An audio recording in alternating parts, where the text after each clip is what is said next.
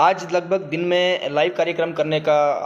Programme था, किंतु किन्हीं कारणों के चलते लाइव कार्यक्रम नहीं कर पाए। क्योंकि हमने एक लाइव कार्यक्रम शुरू भी किया था, किंतु पड़ोस में और आसपास शादी का माहौल था, उस कारण से वहाँ ढोल तमाशे और वगैरह वगैरह जो चलने लग गए थे, इस कारण से फिर लंबे समय तक हम कार्यक्रम नहीं कर पाए। साथियों, आज के लाइव कार्यक्रम पर करने का उद्देश्य आप सभी के बीच जो ऑल डिपार्टमेंट आउटसोर्स अस्थायी ठेका कर्मचारी संयुक्त मोर्चा के संगठन के माध्यम से जो गत 24 दिसंबर 2023 के दिन जो बैठक हुई है, उस बैठक के बारे में विस्तृत जानकारी देना थी। साथ ही बहुत सारे साथी हमारे हताश, निराश और परेशान हैं, उनके विषय में भी थोड़ी चर्चा करनी थी। और ये एक बहुत अच्छे हर्ष का विषय है कि आज मंत्रिमंडल का विस्तार भी हो गया और मंत्रियों को उनके विभागों का आवंटन भी कर दिया। सभी जितने भी मंत्री पद पर विराजित हमारे विधायकगण हैं, उन सभी को एक बार हमारी पूरे संगठन की ओर से बहुत बहुत शुभकामनाएं, और उम्मीद है कि आप सभी मंत्रीगण अपने अपने विभाग के आउटसोर्स कर्मचारियों के हित में एक ऐतिहासिक फैसले लेंगे। साथियों, पहले हम बात करते हैं कि हमें जो हमारी मांग है, उस मांग को हमें आगे कैसे बढ़ाना है। साथियों, मैं आपको स्पष्ट कर देना चाहता हूं कि आगे की लड़ाई जो पार्टी के एजेंडा है, जिसमें आउटसोर्स कर्मचारियों के लिए जो मांगे, जो उनके के लिए जो प्रावधान किए गए हैं, उन प्रावधानों के अनुरूप ही हमें आगे जो है अपना मांग पत्र तैयार करना होगा। और जो मध्य प्रदेश में भाजपा की सरकार है और जिसमें मोदी की गारंटी के नाम पर जनसंकल्प पत्र जारी किया है, उस जनसंकल्प पत्र के अनुसार पहले हमें हमारी मांग जो है, जनसंकल्प की जो लिखित जो प्रावधान है, उनको समझना बहुत ज़रूरी है। तो सर्वप्रथम जो जनसंकल्प दिया है, उसमें स्पष्ट रूप से लिखा गया है कि ऊर्जा एवं अन्य विभागों में काम करने वाले आउटसोर्स कर्मचारियों की वेतन वृद्धि की जाएगी और उन्हें संविदा का लाभ दिया जाएगा। उन्हें केंद्र और राज्य के सभी श्रम कानूनों के का परिपालन करवाया जाएगा। यानी इसमें कहीं पर भी आपको संविलियन करने और नियमित करने की बात नहीं है। तो आगे का मांग पत्र जनसंकल्प पत्र के अनुरूप ही हमें करना होगा, और जिसमें हमें मांग में यही रखना होगा कि हमारी वेतन वृद्धि की जाए और हमें संविदा का लाभ दिया जाए। तो जनसंकल्प पत्र को हम लोग अच्छी तरह समझ लें, इसमें कहीं भी नियमितीकरण या संविलियन की बात बिल्कुल नहीं लिखी गई है। आगे हमारी 24 दिसंबर के दिन चर्चा हुई थी, उसमें जो भी निष्कासित जिसने भी विभागों से, चाहे नगर निगम से हो, जैसे एक भाई हमारे नगर निगम के हैं, ग्वालियर क्षेत्र के हैं, वहाँ 58 कर्मचारियों को बाहर निकाल दिया है। ऐसे ही ऊर्जा विभाग जो हमारा बिजली विभाग है, उसमें से लगभग 50 से ज़्यादा या 40 से ज़्यादा के आसपास कर्मचारी जो है सीहोर क्षेत्र से निकाल दिए गए हैं। ऐसे विभिन्न विभागों से, क्योंकि अब ऊर्जा विभाग से मैंने अपने ऊर्जा विभाग के संगठन से अपना इस्तीफा दे दिया, इस कारण से अब मैं केवल ऊर्जा विभाग की बात नहीं करूंगा। मैं ऑल डिपार्टमेंट आउटसोर्स कर्मचारी संगठन में बतौर का कार्यकर्ता के रूप में और पदाधिकारी के रूप में काम कर रहा हूं। तो इसलिए अब जो है आगे के सारे कार्यक्रम जो है समस्त ऑल डिपार्टमेंट आउटसोर्स कर्मचारी संगठन के नाम से ही हमें संचालित करने होंगे। तो जितने भी विभागों में जो निष्कासन की कार्रवाइयाँ चल रही हैं, उसके लिए सर्वप्रथम तो हमें ये पत्र लिखकर ये शासन और प्रशासन को अवगत कराना होगा कि ये जो निष्कासन की कार्रवाइयाँ हो रही हैं, इनको हमें तत्काल रोकी जाए। 24 दिसंबर के दिन जो हमारा जो बैठक हुई थी भोपाल में, उसमें ये सर्वसहमति से निर्णय लिया गया था कि आने वाले समय में जल्दी ही हम माननीय मोहन यादव जी जो मुख्यमंत्री हैं, नवनिर्वाचित मुख्यमंत्री है मध्य प्रदेश शासन भोपाल में के, उनका एक बहुत बड़ा स्वागत वंदन अभिनंदन कार्यक्रम करेंगे। उनकी थोड़ी सी मैं बैकग्राउंड की स्टोरी बताता हूं कि जो हमारे उज्जैन क्षेत्र से हैं, जो वर्तमान मुख्यमंत्री हैं आदरणीय डॉक्टर मोहन यादव जी, उनकी एक मजदूरों के प्रति एक अच्छी भावनाएं रही हैं, क्योंकि उन्होंने कैबिनेट में आते से ही सबसे मतलब अपने भार ग्रहण करने के पश्चात उन्होंने सर्वप्रथम जो मिल के मजदूरों की जो समस्याएं थी उनका निराकरण किया। तो कहीं ना कहीं वो मजदूर हितैषी हैं और जो कर्मचारी हितैषी हैं, और वे कर्मचारियों की भावनाओं को समझते हैं। इसलिए हमें अपनी मांग उन तक एक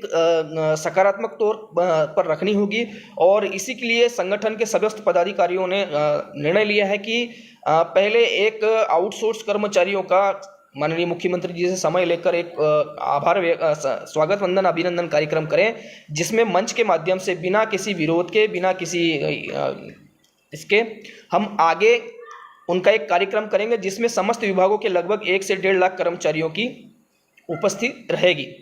इस कार्यक्रम को आयोजित करने के लिए हमारा मुख्य उद्देश्य यही है कि जो लोकसभा चुनाव के महज 2 से 3 महीने बचे हैं, इन 2 से 3 महीनों के अंदर अंदर हम माननीय मुख्यमंत्री जी को अपनी मांगों के बारे में ध्यान केंद्रित करवाकर उन्हें पूरी करने के विषय में उनका ध्यान केंद्रित कर सकें। तो सर्वप्रथम हम जनवरी माह में भीतर यानी 5 जनवरी के पश्चात ऑल डिपार्टमेंट आउटसोर्स कर्मचारी संगठन के लेटर हेड पर, जो कि एक सामूहिक लेटर रहेगा समस्त विभागों का, उस पर एक जैसी एक रूपता की मांग रखते हुए हम जो है ज्ञापन देंगे और उनको शीघ्र निराकरण के लिए माननीय मुख्यमंत्री जी से कार्यक्रम में उपस्थित होने के लिए आमंत्रण भी भेजेंगे।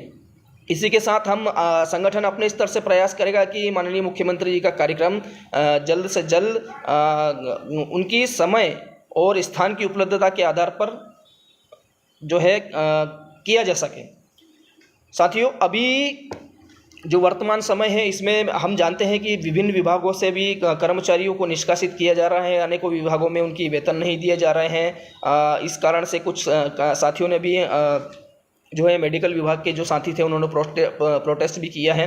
किंतु मैं आप सभी लोगों को ये बताना चाहता हूँ और आश्वासन देना चाहता हूँ कि हम सब लोग एकजुट होकर ही इस जो हमारी आउटसोर्स मुक्त का जो हम सपना देख रहे हैं, ये तभी साकार होगा और तभी पूरा कर पाएंगे जब हम सब लोग, सभी विभागों के कर्मचारी एकजुट होंगे। अभी ऊर्जा विभाग में भी हमारे बहुत सारे साथी जो है हड़ताल के दौरान निकाले गए थे, उनके लिए भी माननीय मुख्यमंत्री जी से बैठक करके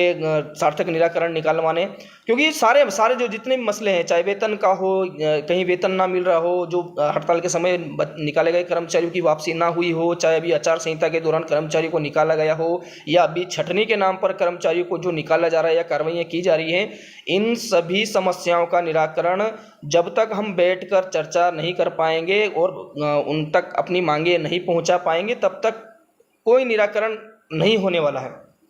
तो इसलिए जितने भी अभी नवगठित मंत्री बने हैं, जिनको अपने अपने विभाग का स्वतंत्र प्रभार मिला है, ऊर्जा हो, स्वास्थ्य हो, नगर निगम हो, शिक्षा हो, या जितने भी विभाग हो, उन सभी मंत्रियों को हम जो है इन ज्ञापन कार्यक्रम के माध्यम से उन्हें ज्ञापन भी देंगे। साथ ही अगर माननीय मुख्यमंत्री जी का हमारे मंच पर आने का प्रोग्राम और समय तय हो जाता है और समय मिल जाता है,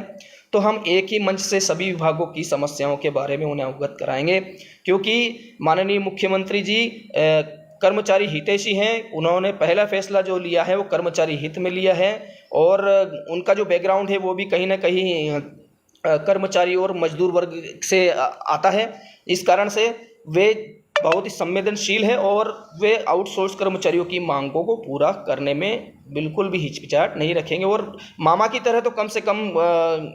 ये नहीं करेंगे, क्योंकि जितनी भी हताशाएं और निराशाएं हमें हाथ लगी है वो मामा जी के मुख्यमंत्री रहते हुए लगी है, क्योंकि हम लगातार 15 वर्षों से उनसे प्रयास कर रहे थे। 15 वर्ष में उनके शासनकाल में, 15 वर्ष के शासनकाल में हमने 10 साल से उनसे एक छोटी सी मुलाकात करने के लिए समय मांगा, किंतु उन्होंने नहीं दिया।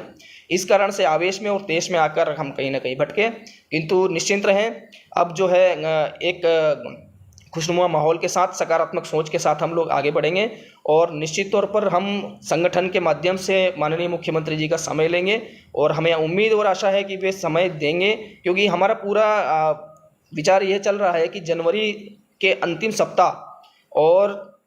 फरवरी के दूसरे सप्ताह के बीच में भी हमें समय आवंटित करें, ताकि हम एक 1.5 लाख आउटसोर्स कर्मचारियों का एक बड़ा कार्यक्रम करें, जिसमें उनका स्वागत वंदन अभिनंदन करने के साथ भाजपा के जनसंकल्प में जो हमारी मांग निहित है उसको पूरी करने के लिए उनका एक आश्वासन ले सके। तो आज का जो लाइव कार्यक्रम मैं बहुत छोटा करने वाला हूं, क्योंकि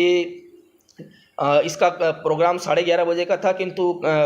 काम आ जाने के कारण और थोड़ी सी समस्याओं के कारण आज लाइव कार्यक्रम नहीं कर पाया। किंतु लगातार दूसरी पोस्ट पे कमेंट्स आ रही थी, इस कारण से मैंने सोचा एक शॉर्ट टाइम के लिए लाइव कार्यक्रम करते हैं, तो सभी साथियों तक इस बारे में सूचना दें। जो ज्ञापन आप लोगों को भेजा जा रहा है, ऑल डिपार्टमेंट आउटसोर्स कर्मचारी अस्थायी ठेका कर्मचारी संगठन के संयुक्त मोर्चा के जो बैनर जो हम ज्ञापन भेजेंगे, वो 5 तारीख के दिन या जो भी हम तारीख तय करें उसमें उसको ज्ञापन देना है और बड़ी संख्या में पुनः हमें एकजुट होना पड़ेगा, तभी जाकर हमारी मांगे पूरी हो सकती है। 4 महीनों का समय हमारे पास, जनवरी, फरवरी, मार्च, ये मार्च तक ही हमारे पास समय है, क्योंकि अप्रैल से मार्च के एंडिंग में तो या संभवतः मार्च के दूसरे तीसरे सप्ताह में जो है आदर्श आचार संहिता लगी, ये लोकसभा चुनाव की होगी और उसके बाद हमारी मांगे पूरी नहीं हो पाएगी। और निश्चित रूप से क्योंकि हमें डीसी रेट के अंदर जो है जो कलेक्ट्रेट के माध्यम से वेतन का भुगतान किया जाता है, तो उसका जो भी आर्डर वगैरह है, जो वेतन वृद्धि का आर्डर वगैरह है, वो हमें कम से कम मार्च के पहले निकलवाना पड़ेगा, तब जाके 1 अप्रैल से वो लागू हो पाएगा। तो आप सभी से सहयोग की अपेक्षा है और आप सभी एकजुट हों और पुनः नई ऊर्जा के साथ में आगे बढ़े। इसी के साथ मैं इस लाइव कार्यक्रम को समाप्त करता हूं और उम्मीद करता हूं कि जल्द ही जैसा संगठन निर्णय लेगा, हर जिले की एक जो है बैठक होगी, जिसमें जन जागरण अभियान के माध्यम से जो भी हमें मुख्यमंत्री जी समय आवंटित करेंगे, उस डेट के बारे में के विषय में हम आपके ज़िले में आपके साथ बैठक या मीटिंग करने के लिए उपलब्ध रहेंगे। आप सभी का प्रेम और स्नेह बना रहे। इसी के साथ जय हिंद, जय भारत। आपका दोस्त, आपका भाई राहुल मालवी। बहुत बहुत धन्यवाद।